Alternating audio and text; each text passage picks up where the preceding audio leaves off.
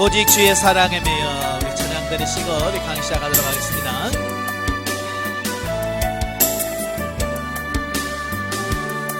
오직 주의 사랑에 매여 내 영 기뻐 노래합니다. 이 소망의 언덕 기쁨의 땅에서 주께 사랑드립니다. 우리 주의 임재 안에 갇혀 내 영 기뻐 찬양합니다. 이 소명의 언덕 거룩한 땅에서 주께 경배드립니다. 주께서 주신 모든 은혜 나는 말할 수 없네.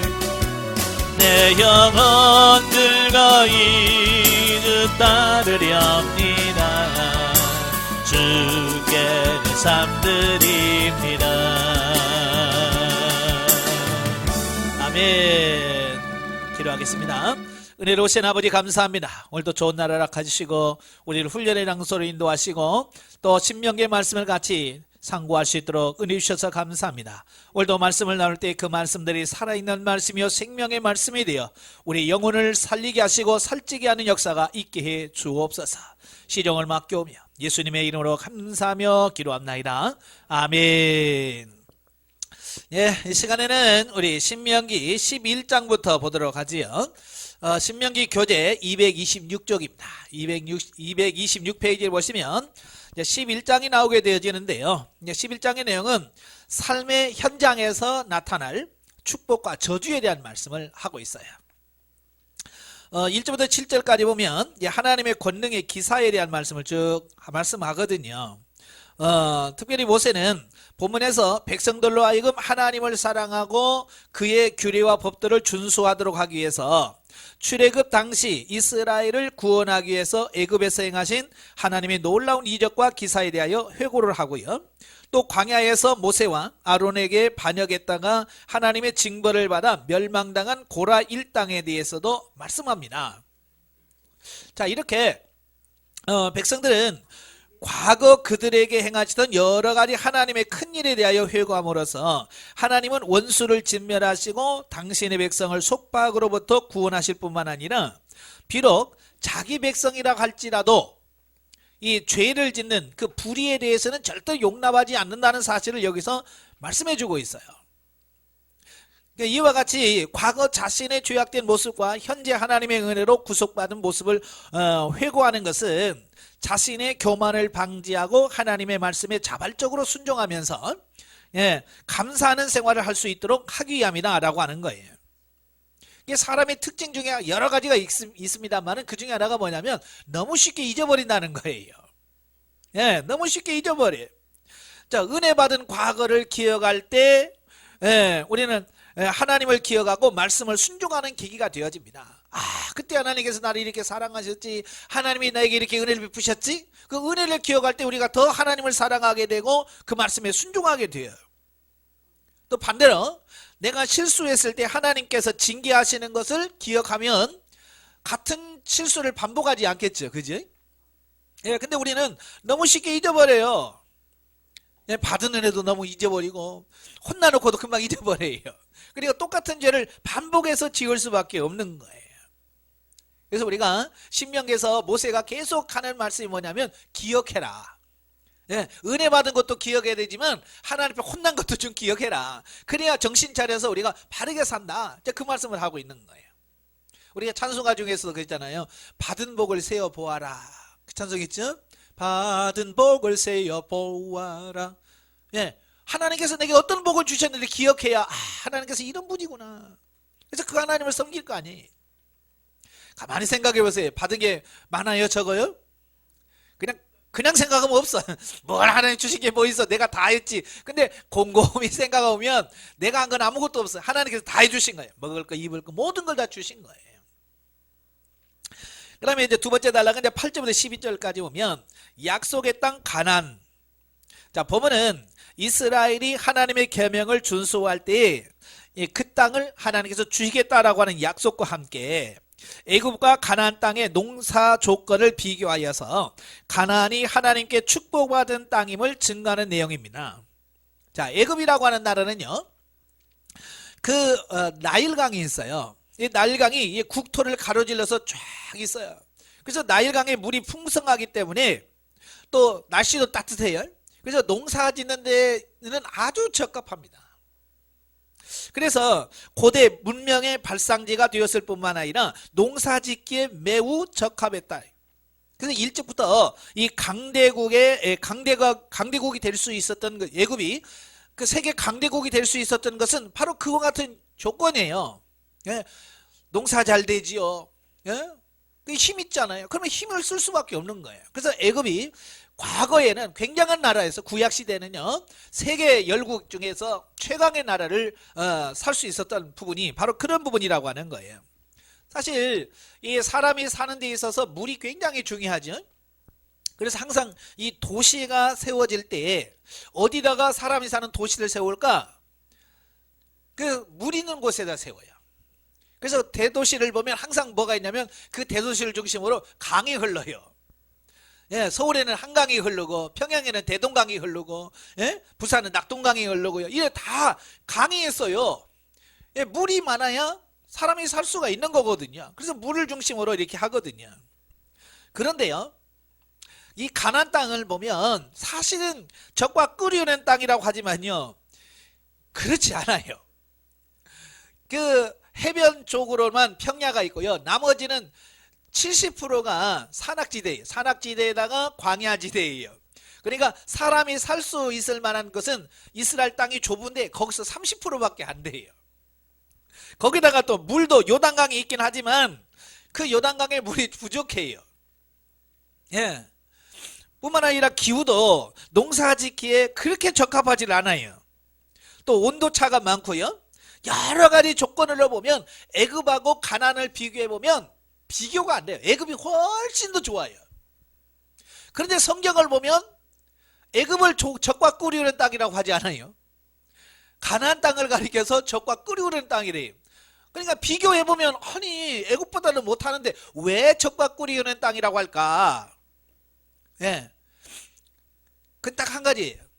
하나님이 그곳에 함께 하시고 하나님이 동행하시더라 그 말이에요. 그러니까 외부적인 조건을 가지고 여기가 천국이 아니에요. 내 주 예수 모신 곳이 그 어디나 하늘나라예요. 많은 사람들은 환경을 자꾸 보면서, 예? 환경이 좋으면 천국이고 환경이 나쁘면 이건 천국이 아니야 라고 생각하는데 그렇지 않다 그 말이에요. 하나님이 함께하면 천국이고 하나님이 함께하지 않으면 아무리 좋아도 그건 지옥인 거예요. 바로 이런 부분들을 말씀해 주고 있는 거예요. 그러니까 적과 꿀이 흐르는 그 땅이라고 하는 말은 좋다라고 하는 어떤 수사학적 표현이지 사실은 아닌 거예요.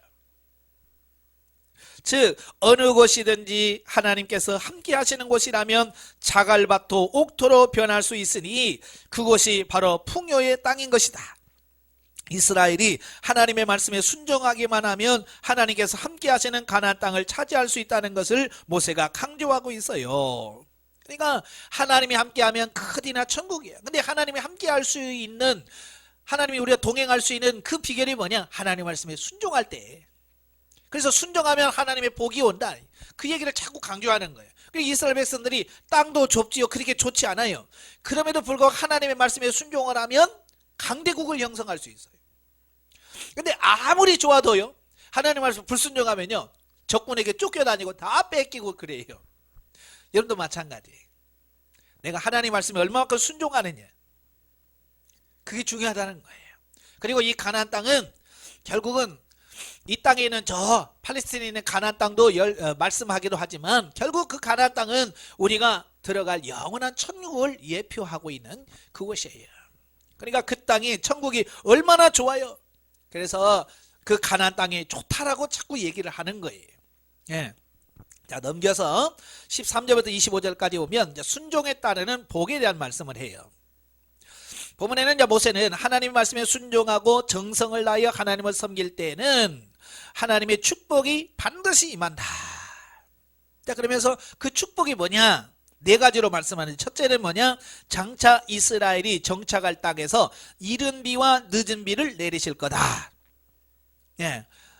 그러니까 애굽 땅은 나일강이 사시사철 흘러요. 그러니까 비가 안 와도 그 강물로 이렇게 퍼서 농사지면 다 지을 수 있어요. 그런데 이스라엘 땅에는요, 그게 안 돼요. 비가 와야 농사짓고 비가 안 오면 농사를 못 져요.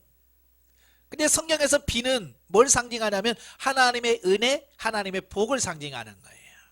결국 가나안 땅은 하나님의 복으로 사는 거예요. 하나님 주시는 복으로. 오늘 저와 여러분이 마찬가지예요. 하나님께서 주시는 복으로 살지 다른 걸로 사는 게 아니에요. 근데 사람들은 자기 힘으로 먹고 사는 줄 알아요. 에? 그래서 뭐 직장 안 다니면 죽는 줄 알아. 여러분 직장 안 다니도 잘 먹고 잘 살더라고요. 그러니까 일하지 말고 놀라는 얘기가 아니에요. 게으르라는 얘기가 절대로 아니야. 이거 무슨 의미인지를 아셔야 돼요. 복의 근원은 하나님께 있다. 하나님을 잘 섬겨야 된다는 것을 말씀하려고 하는 거지, 아무 일도 하지 말고 게으르라는 말은 절대로 아닙니다. 예, 성경 보면 게으르지 말라고 말씀합니다. 예. 두 번째로는 가나안 땅에서의 삶이 장구하리라. 그래, 장구할. 오랫동안 지속될 거다. 그 다음에 세 번째가 어떠한 원수의 강한 세력도 세력 가운데서도 번영하며 부강하리라. 예, 하나님이 함께하면 옆에 나라가 아무리 강해도요, 하나님께서 지켜주시면 강하게 된단 말이에요. 그 다음에 넷째가 대적들이 두려워하게 될 거다라고 하는 부분이에요. 자, 이렇게 순종만 하면 이와 같은 복을 주겠다라고 하나님이 약속했어요. 아시겠죠? 그러니까 제가 강의하면서도 그냥 제발 복 달라고 좀 기도하지 마라. 복 달라고 기도한다고 해서 되는 게 아니다. 성경에 복 달라고 기도하라고 나와요? 안 나와요. 축복해 줘라고 하는 말을 나오고요. 순종해라. 순종하면 이런 복이 온다라고 말씀하고 있는 거예요. 그러니까 우리는 하나님 말씀에 순종하고 그 말씀을 살 생각은 안 하고 맨날 복 주시옵소서. 그러니까 하나님께서 복을 안 줘. 왜? 하나님의 법은 뭐냐면 말씀대로 살아. 그럼 내가 복 줄게. 약속되어진 거예요. 이건 하나님 원칙이에요. 원리. 이걸 자꾸 거슬려서 그것 말고요, 내가 원하는 대로 해주세요, 이거 안 된단 말이에요. 아시겠죠? 예. 제발 좀 복 달라고 기도하지 마세요. 복 달라고 기도하지 말고 말씀대로 살아요. 그래서 살면은 복 달라고 안 해도 준다 그 말입니다. 자, 이처럼 순종하는 자에게 임할 축복이 있는가 하면 반대로 또 불순종하고 하나님을 배반하는 자에게는 극심한 흉년과 가뭄이 임하고 결국에는 멸망할 수밖에 없다라고 하는 것을 가르쳐 줍니다. 예, 그러니까 순종하면 복을 받고 불순종하면 멸망을 맞는 거예요. 이건 실제예요. 이스라엘 백성들이 광야에서 삶을 보면 다 그렇게 돼 있잖아요. 말씀에 순종하면 복 받고 하나님 저주 받고 망하는 걸 봤잖아요. 이건 그냥 성경 이야기가 아니라 오늘 우리의 삶에서 그것이 실제가 되어진다는 얘기예요. 아시겠죠? 그래서 하나님 말씀에 철저하게 순종하시기를 바래요. 그 다음에 26절 32절까지 오면 이제 축복과 저주에 대한 말씀인데요. 자, 모세는 말씀 순종에 대한 권고를 축복과 저주라는 말로 간략하게 요약한다. 그리고 자신의 권고를 보다 강조하기 위해서 가나안에 들어간 후에 그 그리심산에서는 축복을 선포하고 에발산에서는 저주를 선포하는 의식을 행하라 그랬어요. 그래서 가나안 땅에 들어가면 그 에발산에다가 그 돌비를 세워야 돼요. 돌비를 세우고 거기다 말씀을 새겨요. 네, 말씀을 기록한 다음에 그리심산에는 축복을 선포하고 에발산에 저주를 선포하는 거예요. 그리심산과 에발산은요, 가나안의 그 중앙부에 자리 잡고 있는 세겜의 사이에 두고 서로 마주보고 있는 해발 약 900m 되는 산을 말합니다. 예, 산 이름이에요. 근데 이 그리심산은 지정학적으로 햇빛이 잘 받아요. 햇빛이 잘 들어. 그러니까 숲이, 나무들이 잘 자라고요, 푸르르 씁니다. 예. 그래서 하나님의 축복을 상징하고요. 반대로 에발산은요, 늘 그늘이 져요. 그늘이 지고 바위들이 많아요. 바위들이 많다 보니까 나무들이 없죠. 그러니까 벌거벗은 산이에요. 그러니까 이건 하나님의 징계, 저주를 상징한다 그 말이에요. 그래서 축복을 상징하는 그리심산에서는 축복을 선포하고, 저주를 상징하는 에발산은 저주를 저주의 말씀을 낭독하도록 말씀하고 있어요. 그 의식을 통해서 이스라엘 백성들은 이 가슴에다가 순종하면 복, 하나님의 말씀에 불순종하면 저주를 받는다라고 하는 것을 가슴에 새겨놓도록 만든 거예요. 아시겠죠? 이제 여러분도 이 강의를 듣는 가운데 여러분의 신비에다가 새겨놓으시길 바래요. 순종하면 축복, 불순종하면 저주. 아시겠죠? 예, 그래서 철저하게 하나님 말씀에 순종하려고 하셔야 돼요. 영성훈련은 뭐냐? 하나님의 순종하는 훈련을 하는 거예요. 하나님의 뜻에 순종하는 훈련을 해요. 그러니까 자연적으로 복을 받을 수밖에 없는 이유가 뭐냐? 예, 내가 변화돼서 하나님 말씀 순종하니까 그렇게 복 달라고 애걸복걸 안 해도 하나님께서 복을 주시는 거예요. 예, 그래서 처음에는 힘들어요. 왜? 순종하는 단계까지 가기까지가 어려운 거예요. 하나님 말씀을 사는 단계까지 가는 게 어렵지. 일단 가면 그 다음부터는 이제 뭐요? 하나님의 복이 임한다 그 말이에요. 그래서 힘들더라도요, 인내하시고 참고 통과하시길 바랍니다. 자, 229페이지 오시면 12장이 나옵니다. 12장에 보면 여호와의 제사제도의 순결 유지 명령에 대한 말씀이에요. 특별히 1절과 3절에 보면 우상 제거 명령을 합니다. 그러니까 이 12장은 이제 가나안 땅에 들어갔을 때 제일 먼저 해야 될 게 뭐냐? 예, 그게 뭐냐면 우상을 제거하라는 거예요. 가나안 땅에는 우상을 먼저 제거해라. 예, 왜 그러느냐? 왜 하나님께서 우상을 먼저 제거하라고 하느냐? 하나님께서 제일 싫어하는 게 뭐라고 그랬어요? 예, 우상이에요, 우상. 왜냐면 하나님의 있어야 할 자리에다가 우상을 세워놨으니 하나님 입장에서 보면 정말로 싫은 거잖아요. 그죠? 하나님이 있어야 할 자리에 엉뚱한 나무 깎아놓고 이게 하나님이나, 그런데 이게 뭐 하나님 마음이 좋겠어요? 안 좋지요. 예, 그래서 하나님께서 제일 싫어하는 게 뭐냐? 우상 숭배예요. 그래서 하나님께서 지시하신 규례대로 하나님을 예배하고 섬겨야 할 백성들이 이방의 관습과 같은 방법으로 하나님을 예배하고 또한 우상을 숭배하려는 유혹에 빠질 수 있는 가능성을 사전에 예방하기 위한 조처의 일환이었다. 그러니까 이스라엘 백성들은요, 이 우상 숭배할 수 있는 기질, 가능성을 충분히 갖고 있었어요. 자, 우리 대한민국 우리 국민의 국민성을 보면 우상 숭배할 수 있는 기질이 타고났어요. 종교성이 굉장히 강해요. 만약에 여러분도 하나님 안 믿었으면 지금 뭐 알고 있을 것 같아요? 예, 틀림없이 하나님 안 믿었으면 절간에 가서 지금 또 목탁 두들고 있을 거예요. 왜? 우리는 종교성이 이렇게 많아. 다행히 하나님께서 우리를 사랑하셔서 뽑으셔서 하나님을 믿게 하셔서 그래도 이 모양을 이렇게나 살지. 그렇잖아요? 그러니까 이스라엘 백성도 마찬가지예요. 그 국민성 안에 우상 숭배하고 싶은 그 마음이 있어요. 그걸 알아. 그러니까 우상이 있으면 얘들이 넘어가요. 그러니까 제일 먼저 가서 먼저 그부터 없애버려. 왜? 그래야 그들의 유혹을 받지 않기 때문에 그런 거예요. 이 경물생심이라는 게 있잖아요. 그냥 보면 마음에 욕심이 생긴다는 거예요. 그러니까 우상도 안 볼 때는 아무 생각이 없는데 보면 보고 싶잖아요. 그죠? 참 저도 그래요. 이 TV라고 하는 게 차라리 없을 때는 보고 싶은 마음이 없어요. 그죠? 아예 집에 TV가 없으면 TV 볼 마음도 없어. 근데 TV를 딱 걸어 놓으니까요, 심심한데 한번 볼까? 심심한데 한번 켜볼까? 이렇게 되어지는 거예요. 이게 견물생심이라는 게 보면 그 마음이 간단 말이에요. 우상도 마찬가지예요. 아무 생각 없다가 딱 보면 어이구 저거한테 절하면 복 줄라나? 뭐 이런 마음이 그냥 든다는 거예요. 그래서 제일 먼저 해야 될 게 뭐냐? 우상을 제거해라. 그 다음에 두 번째가 4절부터 14절까지가 뭐냐면 이스라엘의 중앙성소. 자, 본문에는 참 하나님을 예배함에 있어서 하나님께서 지정하신 장소에서만 제물을 드리라고 하는 거예요.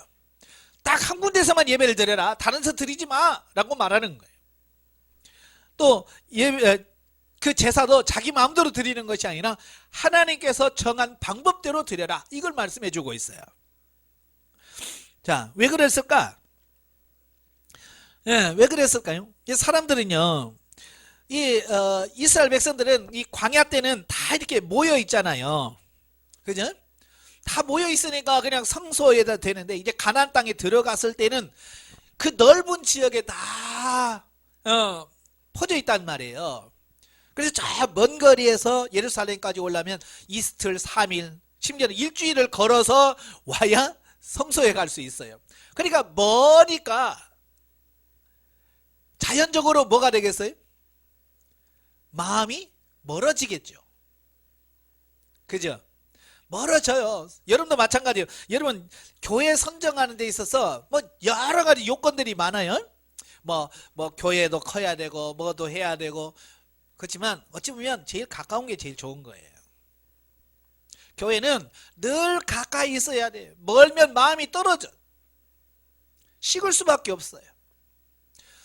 자, 그리고 왜 하나님께서 그렇게 하실 수밖에 없는 이유는 뭐냐면, 하나님에 대한 순수한 신앙을 보존하고 하나님의 거룩한 이름을 영광되게 하는데 진정한 의의가 있다라고 하는 거예요. 그리고 더 나아가 이스라엘을 하나로 결속시키고 하나의 공동체 의식을 갖게 하는데 매우 중요한 역할을 한다고 말입니다.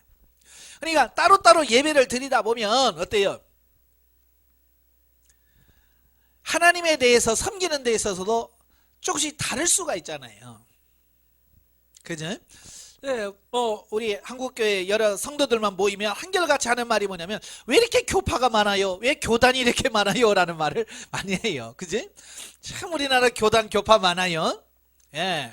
저도 목사입니다만은 저도 들어보지도 못한 교파들이 있어요.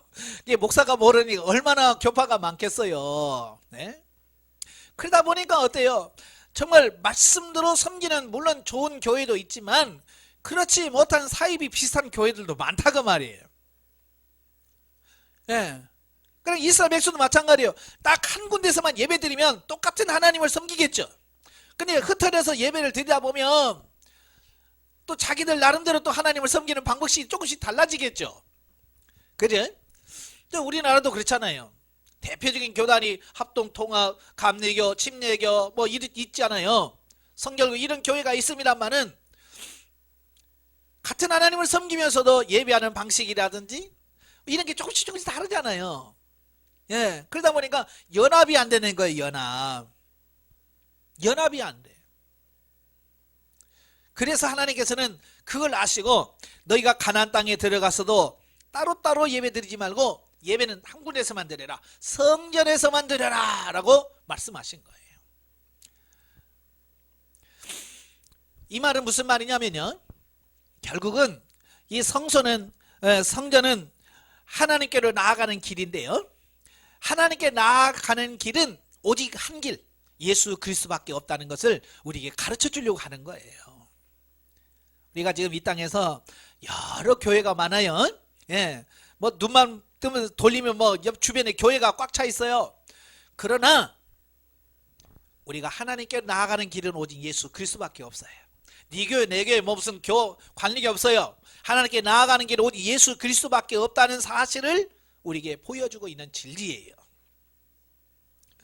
자, 그 다음에 15절부터 28절까지 보면 식용 짐승에 대한 규례입니다. 그러니까 짐승을 잡아서 우리가 먹잖아요. 자, 먹을 때 어떻게 할 거냐라고 하는 거예요. 그러니까 이 광야에 있을 때는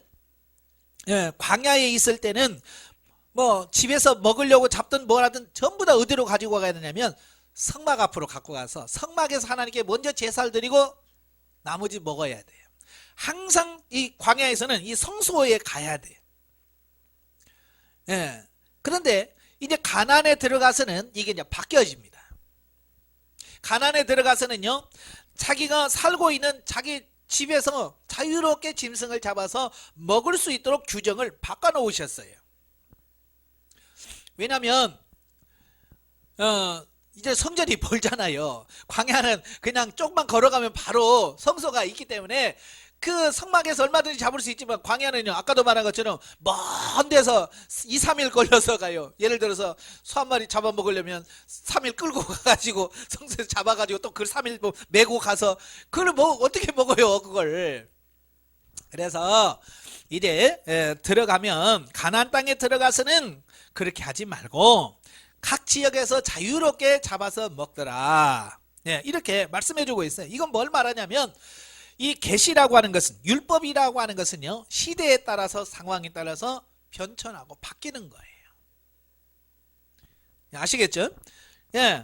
그러니까 하나님께서는 이 법을 주시지만 우리를 막 속박하고 억압하려고 하는 게 아니에요. 어떻게 하든지 우리로 하여금 하나님을 잘 섬기도록 만드는 과정이지. 그러니까 유대인들이 잘못한 게 뭐냐면 이 하나님께서 이 율법을 가지고 자꾸 사람을 얽어매려고 하는 거예요. 오늘도 마찬가지.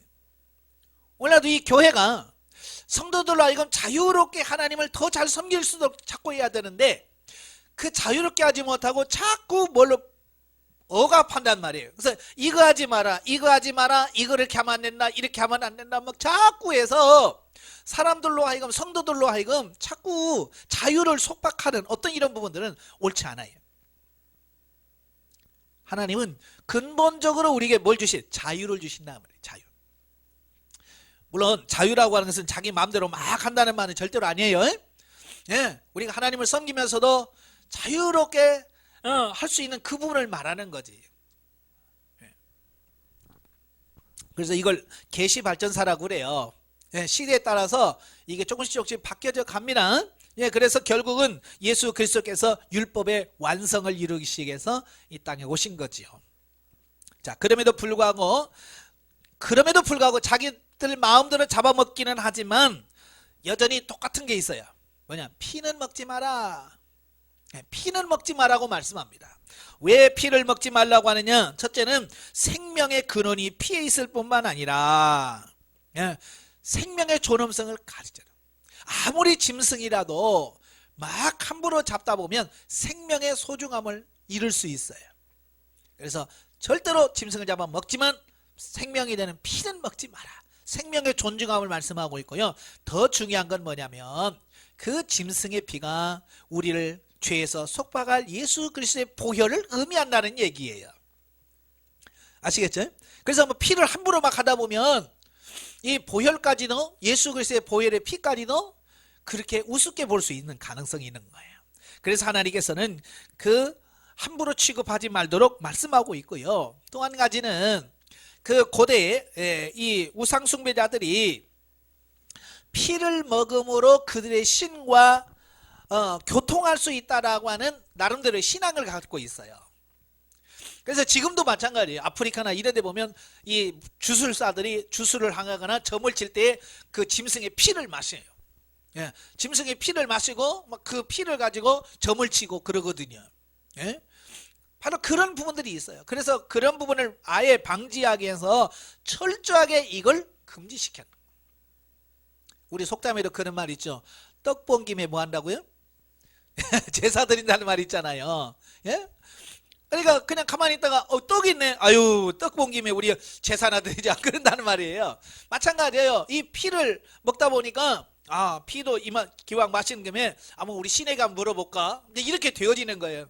자꾸 타락할 수 있는 가능성이 있는 거예요. 그래서 하나님께서 아예 금지시켜버린 거예요. 하지 마라. 그 다음에 중요한 게 29절부터 32절 우상 숭배 금지입니다. 우상을 숭배하지 말라는 거예요. 이 고대의 근동 지역의 사람들, 아니면 우리나라 사람도 마찬가지지만 이 신의 개념이 뭐냐면 지역신적인 개념을 가지고 있어요. 우리 조상들도 옛날에 다 그랬어요. 이 마을마다 지키는 신이 있다고 생각한 거예요. 그죠? 그래서 우리 마을 다스리는 신이 있고 옆에 마을 다스리는 신이 있어요. 그래서 옆에 마을, 우리 마을에서 옆에 마을 가면 뭐예요? 텃세도 아니고 그 신에다가 뭔가를 해야 돼. 그렇죠? 그래서 꽃수레도 하기도 하고, 그죠? 꽃수레가 뭐예요? 그 땅을 다스리는 신에게 있잖아요. 귀신들에게 먹을 것을 줘야 돼. 그래서 그 신에게 먹을 걸 줘야 얘가 해코지를 안 한다는 거예요. 그러니까 먹을 때도 꼬치레하고 땅에다 주고 그러잖아요. 근데 이걸 우리 예수 믿는 사람도 가끔 하는 사람들이 있어요. 가끔 교회에서 이제 야유회 가잖아요. 야유회 가면 나이 드신 권사님들은 밥 먹기 전에 오세래 하면서도 저 이거 귀신에게 하는 거예요. 이거 하면 안 됩니다. 예, 이거 귀신에게 밥을 주는 거예요. 이건 하면 안 돼요. 예. 그래서 옛날에는 그래. 이 경계선을 가면 저희도 어렸을 때 꼭 경계선에 가면 돌멩이라도 하나 던져줘야 돼. 신에다가 돌멩이 하나 탁 던져주고 가서 나 이 떠나는데 나 지켜줘라. 나 이거 하나 줄 테니까 나 해코지 하지 마. 이런 의미로 저도 어렸을 때 그런 마을에 그런 이상한 풍습이 있어요. 저도 어렸을 때 그랬거든요. 그래서 우리 동네 벗어나서 다른 데로 가려면 괜히 길가에 돌멩이 던져서 휘 던져줘요. 이거 날로 받고 나 건들지 마라. 이제 그런 의미가 있죠. 예. 바로 이런 의미예요. 그러니까 이스라엘 백성들도 마을마다 신이 있단 말이에요. 가나안 사람들은 그 마을마다 신이 있어. 그러니까 마을마다 우상이 있고. 그러다 보니까 이스라엘 백성들이 그 땅에 딱 가니까 전부 다 그렇단 말이에요. 근데 이스라엘은 아니잖아요. 자, 예루살렘에다 이때 당시는 실로죠. 실로에다가 성막이 딱 세워져 있고 나머지는 아무것도 없는데, 예, 이들은 마을마다 우상을 숭배하니까 이거 우리도 얘네들한테 잘 보여야 되지 않을까? 이제 그런 미혹을 받는다 그 말이에요. 그래서 가서 들어가자마자 다 우상을 제거해라. 절대 우상 숭배하지 말아요. 그러니까 이 지역신에 대한 개념이 지금도 우리도 우리 기독교 안에 들어가 있는 게 있어요. 혹시 여러분 땅밟기 기도라는 말 들어보셨어요? 땅밟기 기도라는 뭐 선교단체들이 가가지고 일정한 땅을 밟으면서 기도한다는 말이 있잖아요. 이게 바로 이 지역신적 개념에서 나온 거예요. 아시겠죠? 거기 가면 이 악한 신들이, 악한 영들이 있다는 거예요. 그러니까 우리가 찬송 부르면서 기도하면서 그 땅을 밟을 때, 예, 하나님께서 통치가 그날에 있다. 그럴싸한데 이게 이방에서 온 거예요. 이방 종교에서 온 거예요. 예? 우리 한국에도 지신밟기라는 게 있잖아요. 그죠? 정월 대보름 같은 데 보면 대보름 날 같은 경우는 다리를 건너면 다리가 튼튼해지고 뭐 그랬잖아요. 그래서 농악 때 뭐 꽹과리 치고 땅 밟기 다니잖아요. 집집마다 다 돌아다니면서 저도 어렸을 때 그 꽹과리 치고 장구 치는 게 너무 재밌어 가지고요. 예? 따라다니면서 그거 많이 했어요. 집에 가서 하면 막 어른들이 그러잖아요. 마당 밟고 뒤에 가서 또 부엌 밟고 창고에 가서 밟고 장독대 밟고 다 이거 막 꽹가리 치면서 돌잖아요. 집 돌고 그러면 그 집에서 이제 대접을 해요. 예, 그러면 잠깐 도는데 우리는 막 그때 가지고 와서 꽹가리 치고 한쪽에서 어른들을 맞고 우리는 꽹가리 치고 그랬거든요. 바로 이제 그게 뭐냐면 그 집안에도 주방신이 있고, 예? 또 창고 신이 있고 다 있다는 거예요. 그러니까 그걸 가서 꽹가리나 치면서 그걸 다독다독 해놔야 한 해 동안, 예? 아무 일 없다. 이런 의식이 가지고 있는 거예요. 그게 은연중에 우리가 기독교인들로 가지고 있다 그 말이에요. 예. 그래서 어떤 사람은 어디 집에 들어가자마자 방마다 문 열어놓고 들어가서 밟으면서 주여 나사렛 예수님으로 뭐 피 바른다고 하고, 이게 뭐냐면 바로 그런 똑같은 행위예요. 아시겠죠? 예? 그런 데다가 속으시면 안 된다 그 말이에요. 바로 그래서 그걸 금지시킨 거예요. 그 다음에 가장 하나님께서 싫어하는 게 뭐라고 그랬어요? 자녀를 인신제사라고 그러죠. 자기 자녀를 신에다가 제물로 바치는 거예요. 그 여러 신 중에서 하나가 몰렉이라는 게 있어요. 몰렉 또는 몰록 또는 밀곰이라고 하는 신이 있어요. 암몬 사람들이 섬기는 신이거든요. 이 제사의 이 신의 특징이 뭐냐면 살아있는 아이를 제물로 바치는 거예요. 그래서 이 신의 우상을 보면 이 머리는 염소예요. 그리고 이 구리로 만들었어요. 그래서 이 손이 꼭 마치 어린아이를 안을 정도 이렇게 딱 이렇게 폼이 돼 있어요. 그러면 이 밑에다 장작불을 펴요. 그럼 어떻게 되겠어요? 손이 막 빨갛게 달궈지겠죠. 그러면 살아있는 아이를 빨갛게 달고 있는 그 우상 손에다가 딱 올려. 그러면 어떻게 돼? 애가 다 죽는 거예요. 그래서 그 신에게다가 제사를 드리는 거예요. 이게 바로 몰렉신이거든요. 하나님께서 그런 제사를 드리지 못하도록 철저하게 막았다고 말이에요. 여러분, 정상적인 종교는요, 가족을 해체하지 않아요. 가족 관계를 끊지 않습니다. 근데 사입일수록 이단일수록 자꾸 뭐냐면 이 가족 관계를 끊어요. 니네 부모하고는 떨어져야 된다. 부부도 별거 해라. 자꾸 해서 부부도 별거 시키고, 예? 니네 부모 육신적인 부모 찾아보지 마. 예? 죽었어. 그러면서 막 그래 부모하고 자식과의 사이를 만들고. 이건 절대로 그러면 안 됩니다. 성경에서 절대 그런 구절이 있어요, 없어요? 한 구절도 없어요. 내 부모를 경외하라, 공경하라고 그랬지. 부모를 무시하라고 말씀하고 있지 않아요. 부부도 서로 사랑하라고 했지. 별거란 말 안 나와요. 그래서 이렇게 가족을 해체하거나 이런 거 절대로 아니에요. 영적에 봅니다. 자, 하나님께서는 이스라엘이 가나안을 정복한 후에 하나님께 대한 제사를 아무 데서나 드리지를 원치 아니하시고 하나님께서 직접 허락하신 지정된 장소에서 드리기를 원하셨다. 이것은 역사적으로 이스라엘 백성들이 가나안 땅에 들어가서 이제 각기 지파별로 분배받은 땅에 흩어져 살면서 야기될 분열을 이 제사 제도를 통해서 미연에 방지하기 위한 것이에요. 근데 지파별로 다 나뉘잖아요. 그러니까 이들이 제사를 통해서 같이 와서 같이 예배 드리면서 아, 우리는 한 형제구나 라고 하는 그 의식을 가질 텐데, 그게 없으면 이제 나중에 따로따로 이제 지파별로 따로따로 모인단 말이에요. 우리 사람들도 그러잖아요.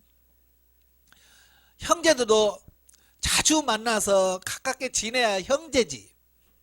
그죠? 안 만나고 멀어지면 아무리 피를 나는 형제라도 안 만나고 그러면 자꾸 멀어집니다.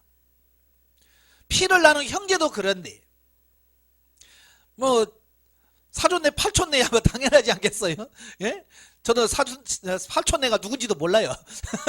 기억도 안 납니다. 왜? 안 만나니까. 근데 자주 만나는 이웃은 예, 전혀 피 한 방울 안 섞여서 자주 만나니까 예? 안단 말이에요. 마찬가지예요. 멀어지면 안 되는 거예요. 그래서 같이 모여라. 그러나 오늘날 이 말씀을 하나님께서는 우리에게 주는 교훈이 뭐냐면 영을 통해서만 드리는 예배를 하나님께서 받으신다, 그 얘기를 하고 있는 거예요. 예, 오직 영을 통해서만 영신 하나님께 나아갈 수 있다, 이 진리를 우리에게 가르쳐주고 있는 거예요. 그 다음에 13장으로 가지요. 13장은 이제 신앙 순결 유지 명령입니다. 예나 지금이나 항상 등장하는 인물이 있어요. 그게 뭐냐? 거짓 선지자예요. 거짓 선지자. 어찌 보면 역사 이래로 거짓 선지자가 없었던 때가 없어요. 항상 있어요. 그래서 우리가 이 경계를 항상 늦추면 안 됩니다. 이 거짓 선지자에게 속으시면 안 돼요. 예. 그래서 특별히 여기서 뭐라고 말씀하냐면 거짓 선지자 유혹에 빠지지 말라고 하는 말을 하면서 특히 모세는 이적과 기사를 보이며 하나님 외에 다른 신을 섬기고자 유혹하는 자들을 경계하라 그랬습니다. 이적과 기적을 행한단 말이에요. 왜냐하면 많은 사람들이 이적과 기적 앞에는 전부 약해. 그죠? 야, 그래서 막 교회에서도 그러잖아요. 옆에서 막 누가 죽은 사람 살렸대 그러면 막 우르르 다 몰려갑니다. 왜냐하면 사람의 심리상 이런 부분에 마음을 쏠 수밖에 없고요, 관심을 가질 수밖에 없는 거예요. 그래 모세도 그걸 아는 거예요. 그래서 옆에서 아무리 어떤 기적과 기사를 행하면서 하나님을 떠나자 하거든 절대로 가지 말아라고 말씀하고 있고, 그런 거짓 선자를 반드시 쳐서 죽여라라고 말씀해주고 있어요. 특별히 자, 고대에는 이 환상이나 꿈을 신의 초자연적인 계시로 여기는 것이 통례였어요. 또한 성경 또한 하나님께서 꿈과 같은 방법을 통하여 자신의 계시를 전달하시기도 하셨어요. 예, 꿈이라고 하는 것은 하나님께서 우리에게 주시는 계시의 방편임 중에 하나예요. 계시라는 뭐예요? 하나님의 뜻을 우리에게 가르쳐주고 보여주는 거거든요. 그래서 우리가 잘 아는 요셉의 꿈이라든지 바로왕의 꿈이라든지 느부갓네살의 꿈이라든지 자 여러 꿈들이 있어요. 꿈을 통해서 하나님 역사한 건 사실이에요. 그것도 실제고요. 그러나 이건 어디까지나 하나님의 계시의 방편이지 꿈이 목적은 아닌 거예요.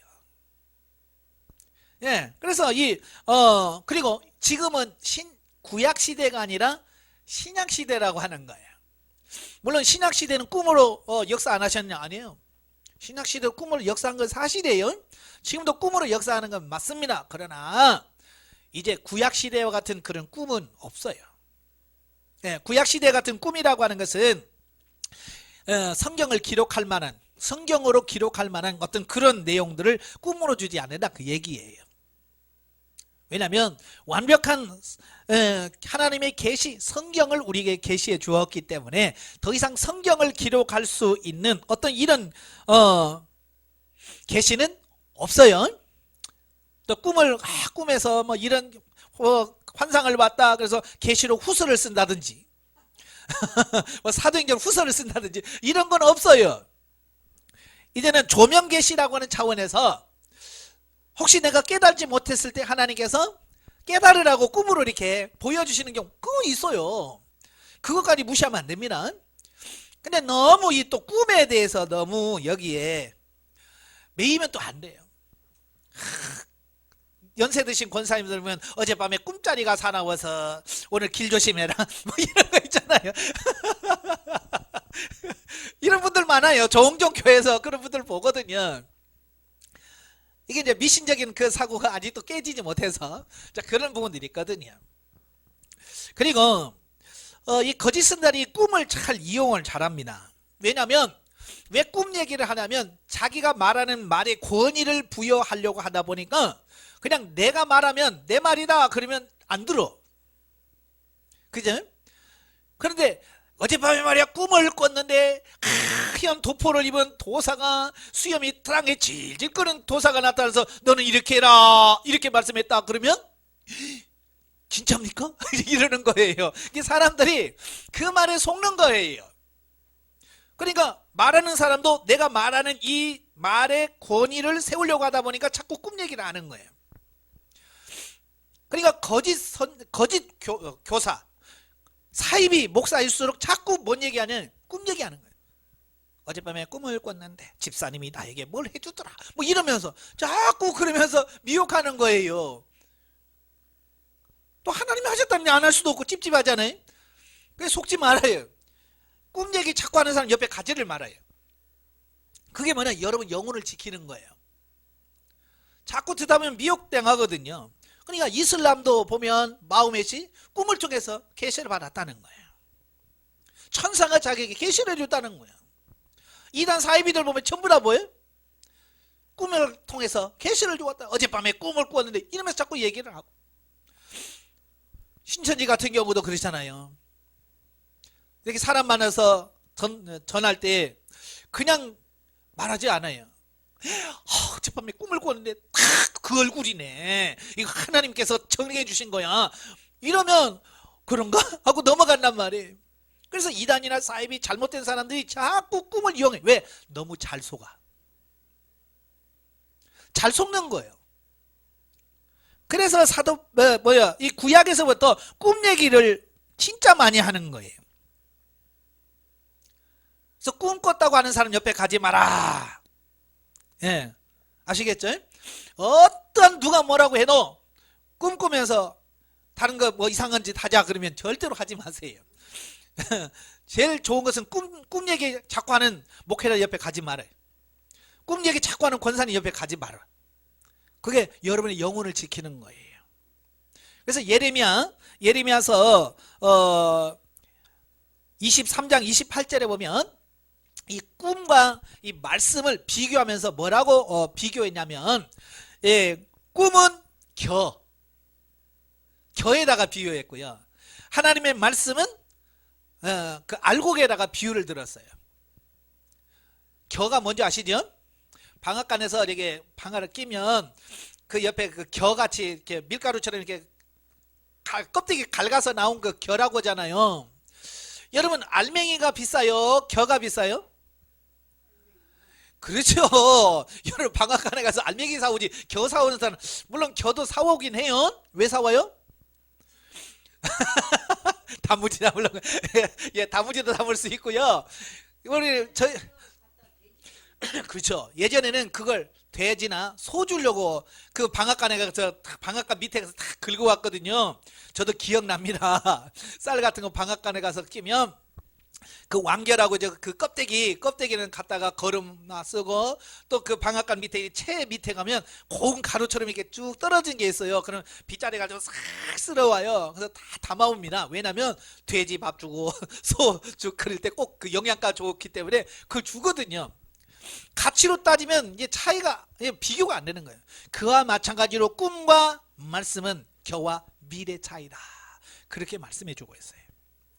근데 이 거짓 선자들은 이 겨 같은 이 꿈에다가 자꾸 더 가치를 부여하는 거예요.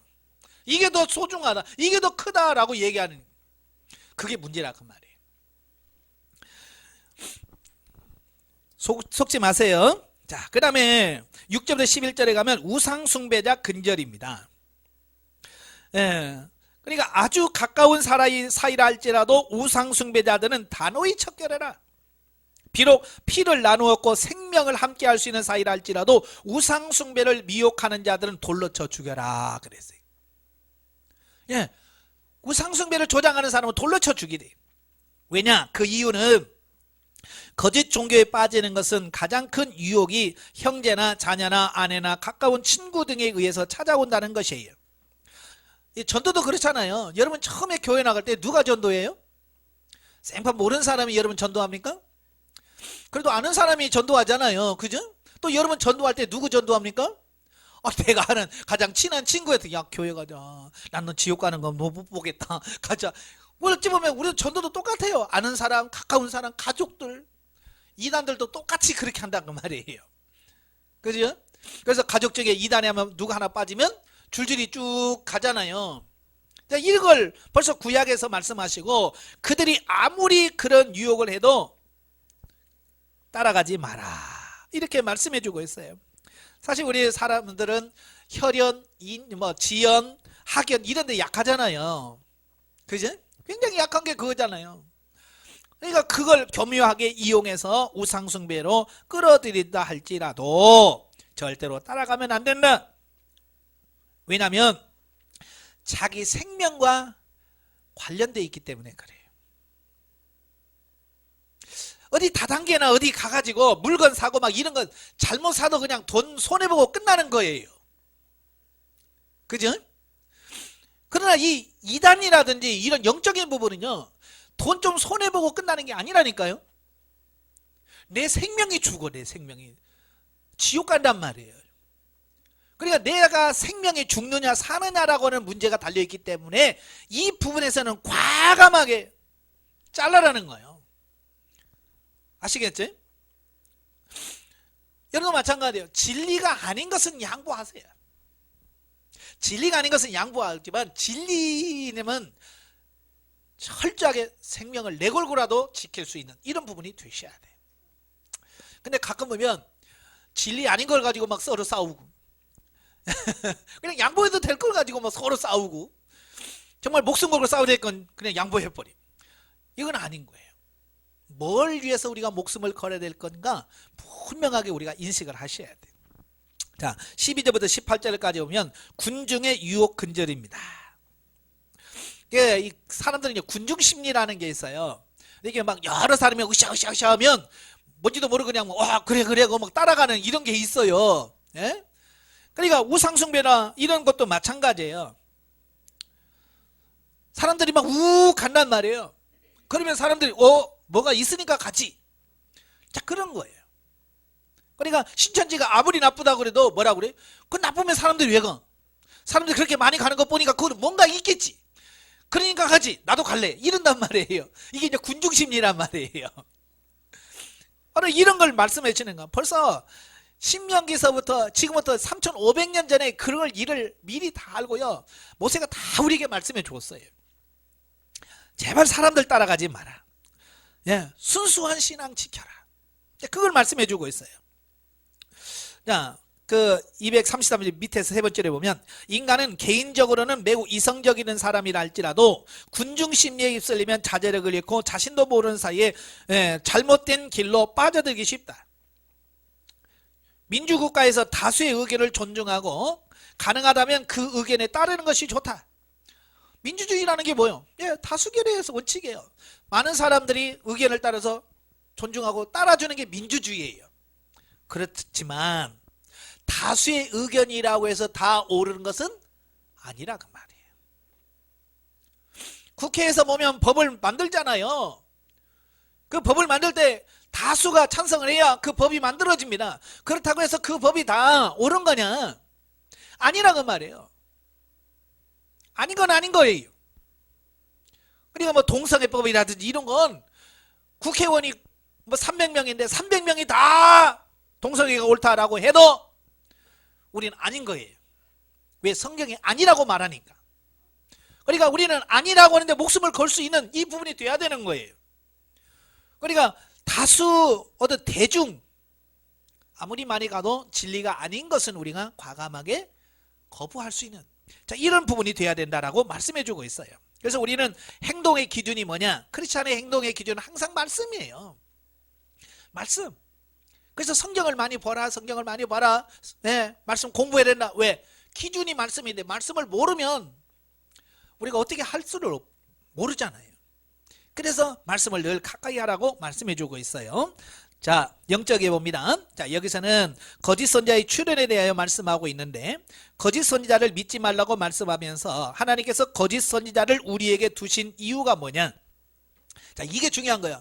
아니, 하나님께서 거짓 선지자를 없애면 되지 왜 자꾸 그냥 놔두시는가? 그 이유가 있어요. 우리가 중심으로 하나님을 사랑하는지 시험하기 위함이다 라고 말씀하고 있다는 거예요. 이게 중요한 거예요. 정말 하나님을 사랑하면요 옆에 아무리 유혹을 해도 안 넘어갑니다. 억만금을 준다고 해도 안 넘어가요. 그런데 정말 하나님을 중심으로 사랑하지 않는 사람은요 옆에서 잘 된대 복 받는데 하고 넘어가 버리는 거예요. 그러니까 이단에 왔다 갔다 하는 사람들 치고 하나님 사랑하는 사람 없어요. 진짜 바르게 사랑하는 사람 없습니다. 정말 하나님을 사랑한다면 이단에 절대 빠질 수가 없는 거예요. 아시겠지? 그러니까 여러분도 마찬가지예요.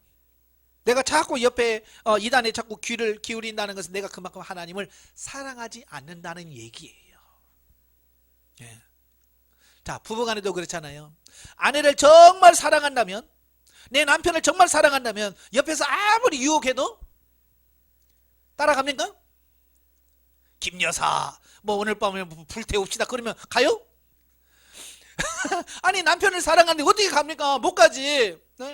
아무리 뭐 해주고 뭐 자가용 사주고 뭐 해준다고 그러면 안 가요.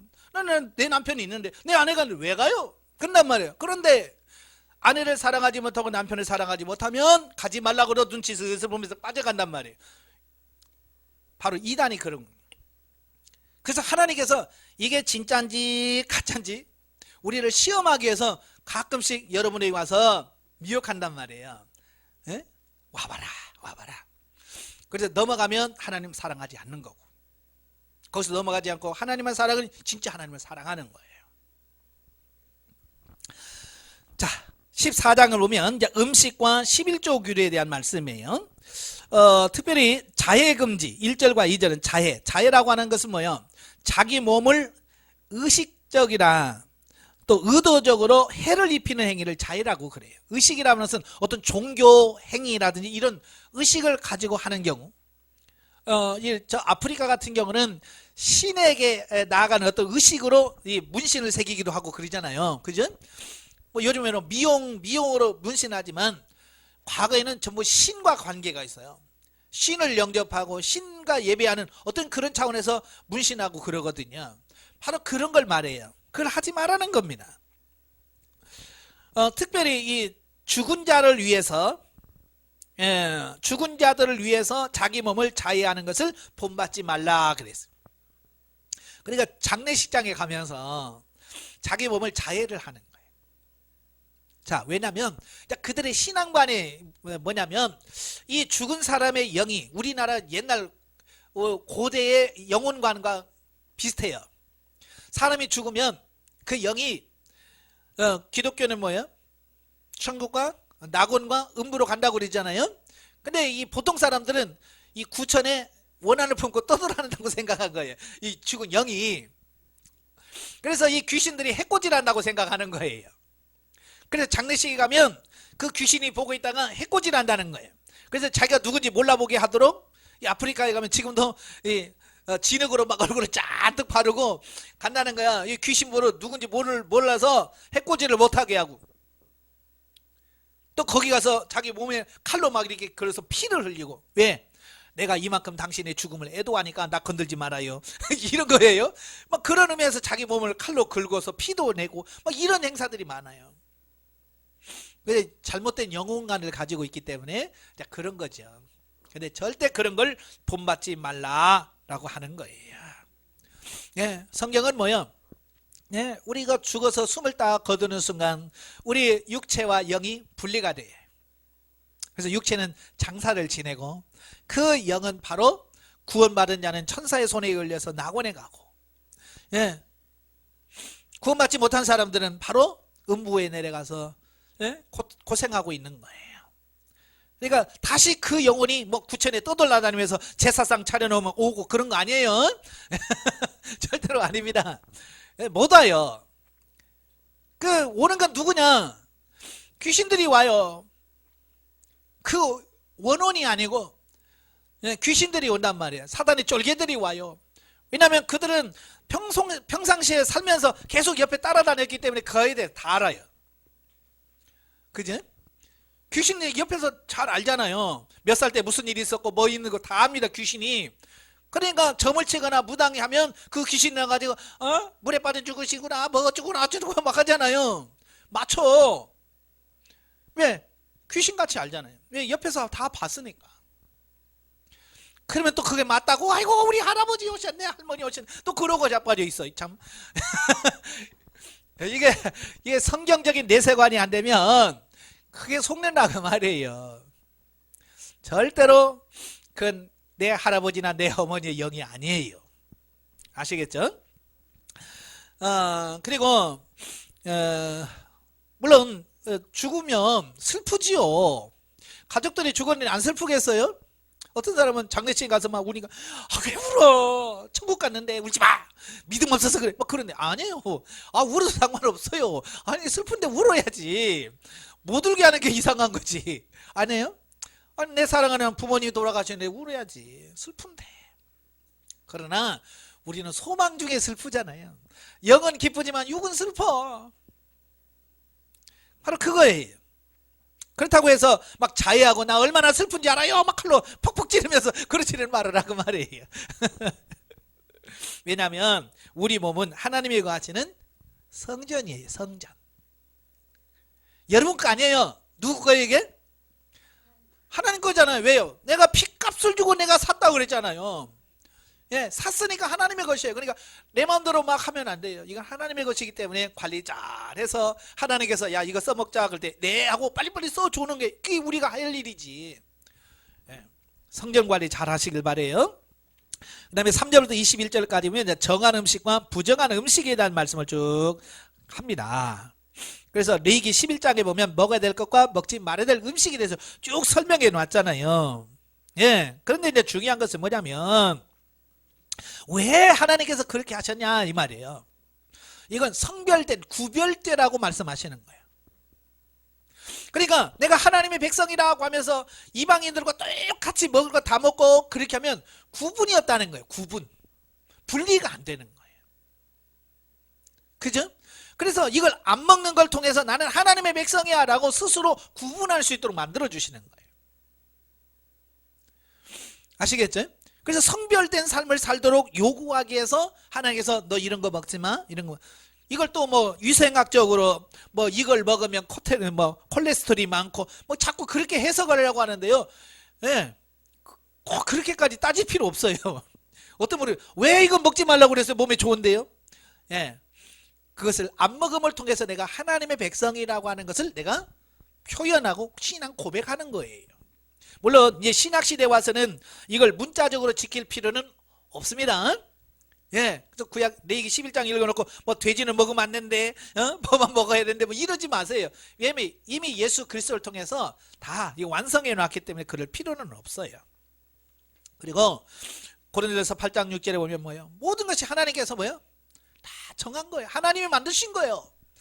그러니까 어찌 보면 뭐 먹고 못 먹고 이거 우리가 따로 구분할 수 있는 뭐 이건 나쁜 거고 이렇게 할 필요 없단 말이에요. 왜? 하나님께서 다 만들어 놓으시기 때문에 그런 거예요. 그래서 중요한 건 뭐냐면 먹느냐 안 먹느냐가 아니라 내가 하나님 앞에서 어떻게 사느냐라고 하는 게 더 중요하다라고 하는 거예요. 그러니까 이런 거예요. 예수 믿기 때문에 나 술 안 먹어. 좋은 거야? 나쁜 거예요? 좋은 거죠. 근데 술만 안 먹지 엉뚱한 짓은 다 해. 그러면 술 안 먹는 게 무슨 의미가 있어요? 그렇죠? 나는 술 안 먹어. 난 믿음이 좋아. 엉뚱한 짓 하는데 차라리 술 먹고 그 짓 안 하면 더 낫잖아. 그렇죠? 그러니까 먹고 안 먹는 게 중요한 게 아니에요. 하나님 앞에서 내가 거룩한 삶, 성변된 삶을 사느냐, 이게 더 중요하다라고 하는 것이죠. 예. 그 다음에 이제 22절부터 29절까지 보면 11조에 관한 규례예요.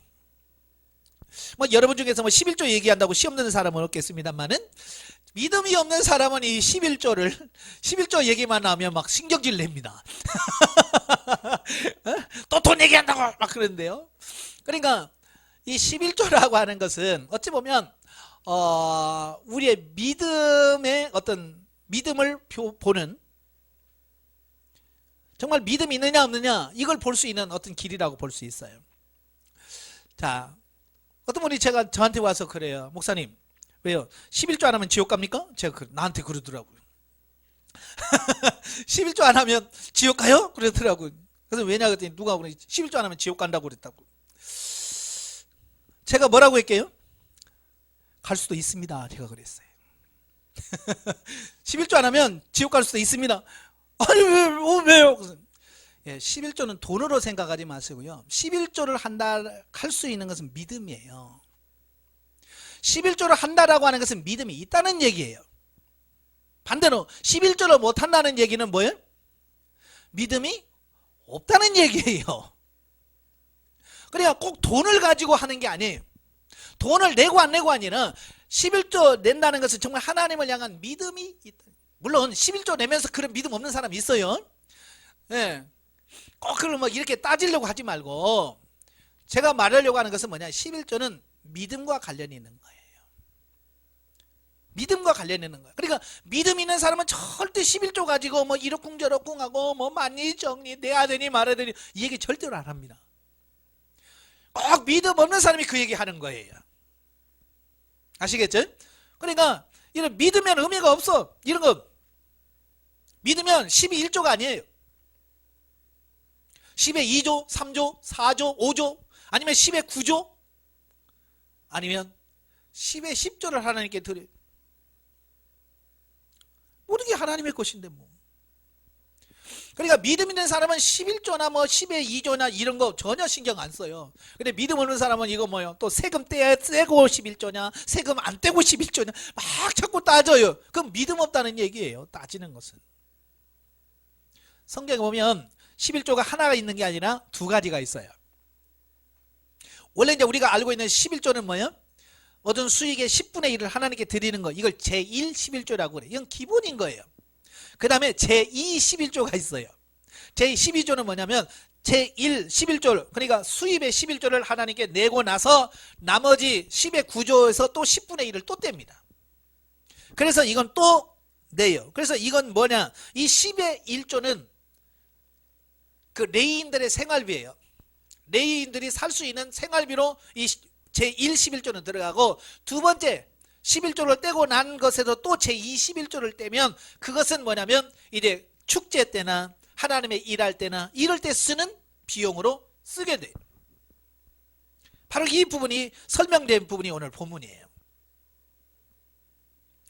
예.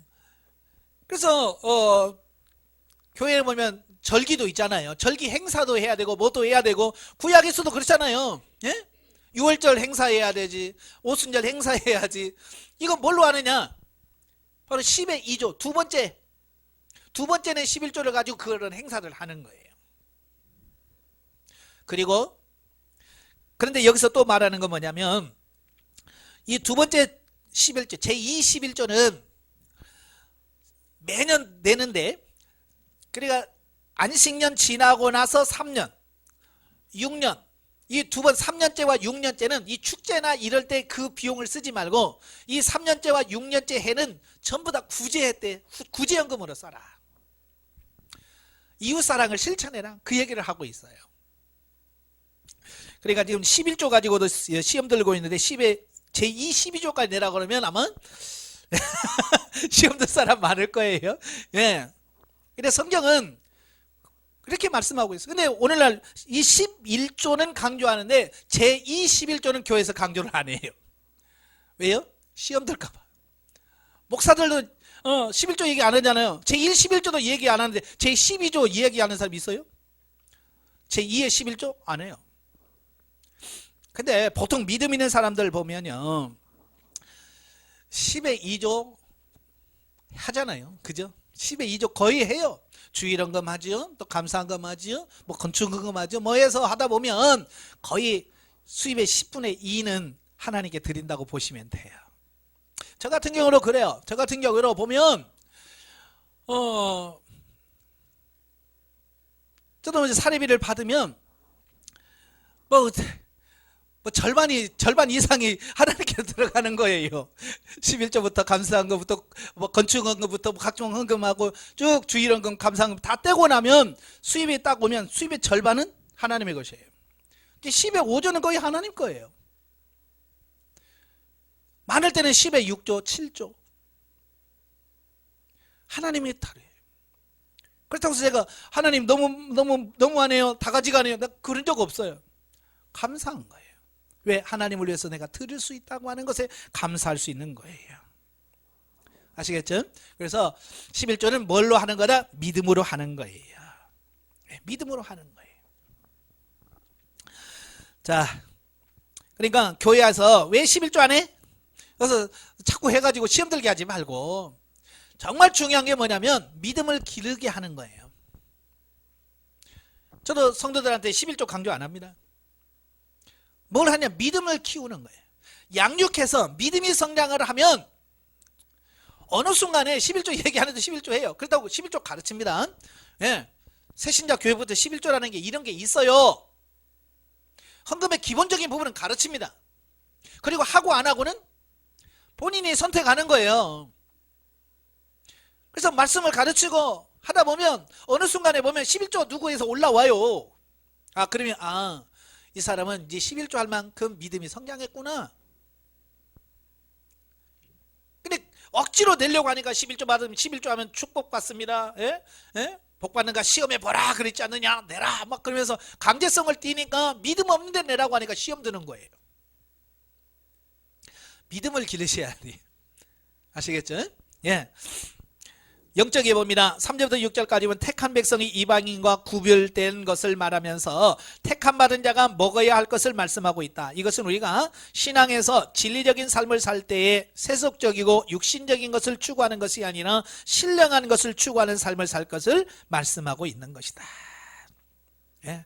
그러니까 막 강제적으로 이거 먹어, 이거 먹으면 안 돼, 이거 먹어야 돼 라고 말하지 말고 결국 성장 성숙하게 되면, 그죠? 술 마시는 거 성장 성숙했는데 마실 수 있어요? 하나님이 뭐라고 하는데 마실 수가 없어. 그때까지 조금 기다려야 되는데 우리는 큰 못 기다리고 아직도 술 먹는다고 막 그래서 너무 속상해하고 그러지 말아요. 아시겠죠? 믿음이 들어가길 위해서 기도하십시오.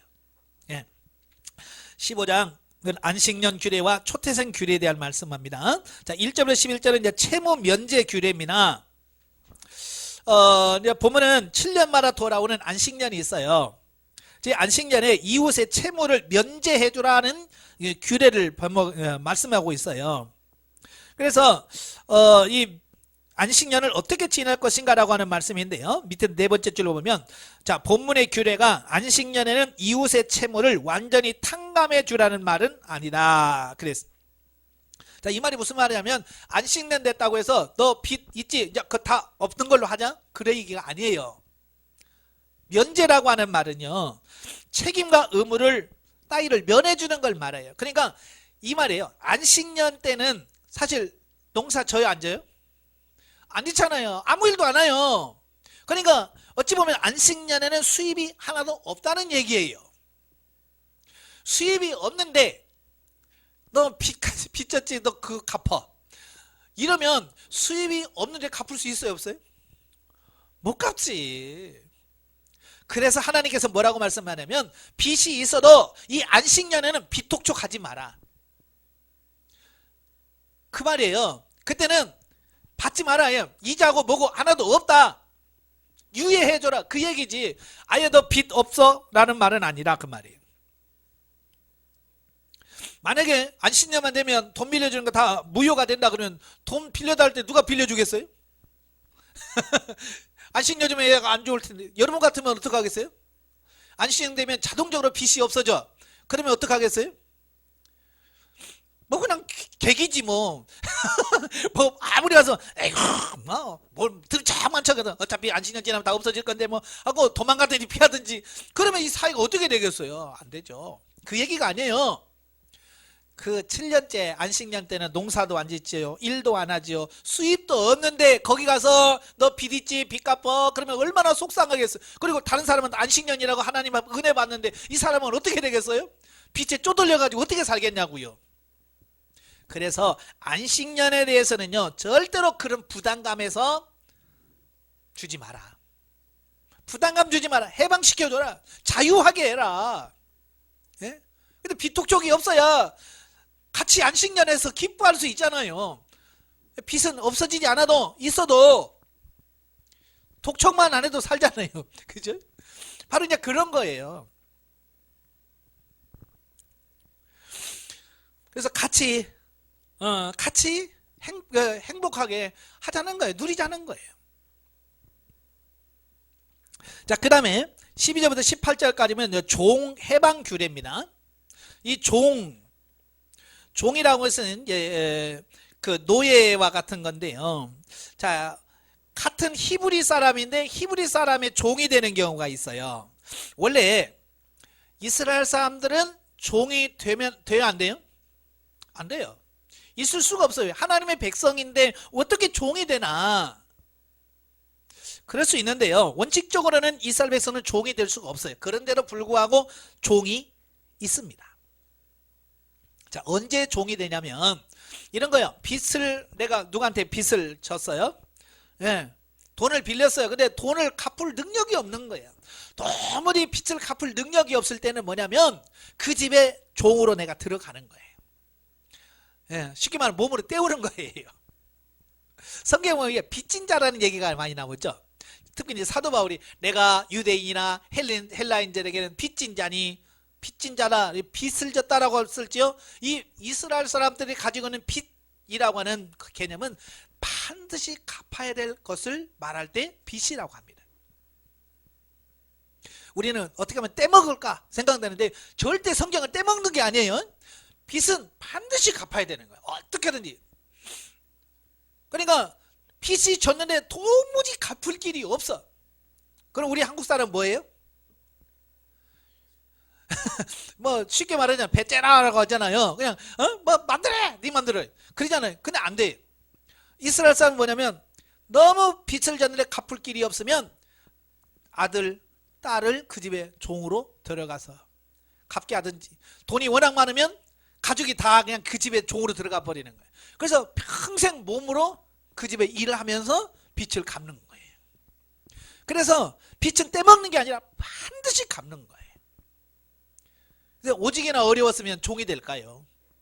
그죠? 이건 최악의 상황에서만 이게 같은 백성인데도 종이 되는 그런 부분이 있습니다. 그럴지라도 자, 여기서 이제 주의사항이 뭐냐면 노예로 이방인의 종과 같이 노예로 취급하지 마라. 예. 경제적으로 너무 어려워서 내 집에 종이 됐다고 할지라도 이방인 노예 부리듯이 부리지 마라. 그 다음에 품꾼과 같이 대우해라. 품꾼. 여러분들 이제 품꾼 이제 뭐 일할 사람들이 이렇게 와서 일하잖아요. 이건 노예하고는 다르잖아요. 그죠? 노예는 그냥 일 부려먹고 돈 안 줘도 돼요. 그냥 품꾼은 어때요? 아주 대접도 잘해주잖아요. 저도 어렸을 때 시골에 보면 그 노 벗는다고 그러잖아요. 이 노비라고 해서 이제 동네 사람들 이렇게 쭉 불러서 같이 일하고 이제 그러거든요. 그럴 때 되면요 밥도 참 잘해줍니다. 고기 반찬에 반찬도 잘 해주고. 왜 그래요? 예, 그래야 그 사람들이 잘 먹고 아유 기분 좋아서 일 열심히 하잖아요. 예? 새참도 잘 주고. 근데 새참이 시원치 않으면 일하는 분들이 에이 하면서 일을 잘 안 해요. 이건 노예하고 다른 거예요. 예. 그러니까 같은 히브리초 사람이 종이 되었을 때는 품꾼처럼 인격을 존중해주고 그러면서 하지. 그 이방인 노예처럼 그렇게 부리지 마라. 쉽게 말하면 요즘으로 용어로 말하면 갑질하지 마라 그 얘기예요. 예? 돈 좀 있다고 너 돈 없어서 우리 종 됐지? 그래서 인격 모독하고 그러지 말라는 얘기예요. 그리고 7년에는 6년 동안 종으로 살고 아무리 빚을 많이 져서도 7년째는 놓아줘라. 영원히 종되는 것을 원치 않으셨어요. 그래서 7년째가 되면 놓아주는데요. 풀어주는데 그냥 너 빈몸으로 나가 그러지 말고 나갈 때는 그 일정량의 몫으로 줘야 된다. 왜? 그럼 나가서 자기도 먹고 살아야 될 거 아니에요. 그죠? 그래서 기본적으로 퇴직금 주듯이 그걸 줘서 기본적으로 살 수 있는 생계를 유지할 수 있는 부분은 줘서 내보내라. 자, 그 얘기를 하고 있는 거예요. 그런데 이 종이 나가자니 뭐 이제 할 것도 없고 그러니까 주인도 너무 좋고 그래서 나는 그냥 영원히 섬길래요. 그냥 이 집에서. 그러면 그걸 이제 제사장한테 데려갑니다. 그러면 이 귀를 뚫어요. 귀를 뚫고 여기다 고리를 하나 딱 매달습니다. 이건 뭐냐? 자기가 스스로 종된 사람의 표시예요. 그래서 여러분 그 옛날 그 영화 그 코바디스라든지 그런 영화를 보면 남자들이 신발 안 신고 꼭 귀에다가 이렇게 고리 하나씩 이렇게 걸고 다니는 분들이 있어요. 그건 노예라는 뜻이에요. 예, 노예라는 표시거든요. 근데 요즘은 다 여성분들이 귀 뚫고 고리 하나씩 다 걸고 다니잖아요. 이건 뭐요? 나는 당신의 종입니다. 그 얘기인데. 요즘 이제 그게 개념이 바뀌어서는 미적, 미를 위해서 뚫는데요. 그 귀를 뚫는다는 것은 예전에는 노예라는 얘기예요. 노예. 자, 그 다음에 이제 19절부터 23절까지 보면 이제 초태생의 규례에 대한 말씀을 합니다. 이제 초태생이라는 것은 처음 난 거. 처음 난 것을 어떻게 취급할 거냐라고 하는 건데요. 뭐라고 그랬어요? 하나님께서는 초태생은 다 내 거다 그랬죠. 하나님의 것이에요. 그래서 초태생은 다 하나님께 드려야 됩니다. 이제 사람인 경우에는 속전으로 내고, 왜냐하면 사람을 제물로 드릴 수는 없잖아요. 그래서 사람인 경우에는 속전으로 내고, 이제 소라든지 염소나 양 하나님께 제물을 드릴 수 있는 것은 제물로 드리고, 낙이나 이런 것은 제물로도 못 바친단 말이에요. 그죠? 예, 제물이 안 되잖아요. 부정한 짐승이라서 이런 것은 소나 염소나 양으로 대신 드리게 되고, 자, 이런 거예요. 자, 근데 이것은 그 원래 취지가 뭐였냐면 애굽에서 10번째 재앙 때에 장자가 다 죽었는데 안 죽었다. 이걸 하나님께서 너희 생명을 살린 거다. 그래서 이제 그 장자는 내 거다라고 말씀하신 거거든요. 자, 근데 자, 이것은 결국 뭘 의미하냐면 장차 그리스도께서 흠없고 완전한 제물이 되셔서 온 인류를 구속하실 십자가 희생을 예시해 준다라고 하는 거예요. 예수 그리스도의 그 은혜를 예시해 주고요. 또 하나는 흠없는 걸로 드려라 그랬잖아요. 절대 흠이 있는 거 아니에요. 소를 낳는데 첫 새끼를 낳는데 흠이 있어요. 그러니까 첫 새끼니까 흠이 있어도 하나님 받으세요. 그게 아니라 반드시 흠없는 걸로 바꿔서 드려야 돼요. 하나님께는 절대로 흠 있는 게 안 됩니다. 왜냐? 바로 흠없는 예수 그리스도 예표하기 때문에 하나님께 드리는 것은 절대 흠 있는 것으로 드리면 안 된다라고 하는 거예요. 예. 왜냐하면 이 제물과 자신은 따로따로가 아니라 늘 하나라는 얘기, 하나. 그러니까 내가 드리는 제물은 곧 나를 의미하는 거예요, 나. 그러니까 흠 있는 걸 드린다는 것은 결국 내가 흠 있는 나를 드린다는 의미거든요. 그래서 하나님께서 창세기 4장에 보면 그 가인과 아벨 나오잖아요. 하나님께서는 가인과 가인의 제사는 받지 않았어요. 그리고 아벨은 아벨과 아벨의 제물은 받으셨어요. 그러니까 받으면 같이 받고 안 받으면 같이 안 받는 거예요. 아시겠죠? 그러니까 내가 흠 있는 걸 드린다는 얘기는 하나님께서 나뿐만 아니라 내 제물도 같이 안 받는다는 얘기죠. 그래서 항상 여러분이 헌금을 드리든 뭐 할든 그냥 돈만 내면 안 돼요. 돈만 내면 안 돼요. 그 돈에 뭐가 들어가야 돼요? 여러분이 들어가야 돼요. 그래서 기도하면서 헌금을 드리고 11조를 낼 때도 기도하면서 드리고 뭐든지 기도하면서 주님 이 재물만이 재물이 아니라 내가 재물이 되길 원합니다. 그래서 드려주는 어떤 이런 부분들이 필요하다 그 말이에요. 자, 영적에 보면 1절과 2절에서 부채를 탕감해 준다고 하는 말은 돈 문제만이 아니라 남의 죄를 용서해 준다는 의미도 포함됩니다. 아시겠죠? 그러니까 절대 남의 허물, 상대방이 나에게 지은 죄, 나를 억울하게 만든 죄 등을 다 용서해 준다는 말이에요. 쉽지는 않겠지만 하셔야 됩니다. 왜? 그게 하나님의 뜻이고 하나님이 원하시는 길이기 때문에 해야 된다는 거죠. 기도하겠습니다. 은혜로우신 아버지, 오늘 신명기의 말씀을 통해서 참 많은 것을 말씀해 주십니다. 우리 사고와 가치관이 변화되어서 참으로 하나님이 원하시는 이런 삶을 살아들일 수 있는 우리가 되어지게 하옵소서. 예수님의 이름으로 감사하며 기도합나이다. 아멘. 하나님께 감사드립니다.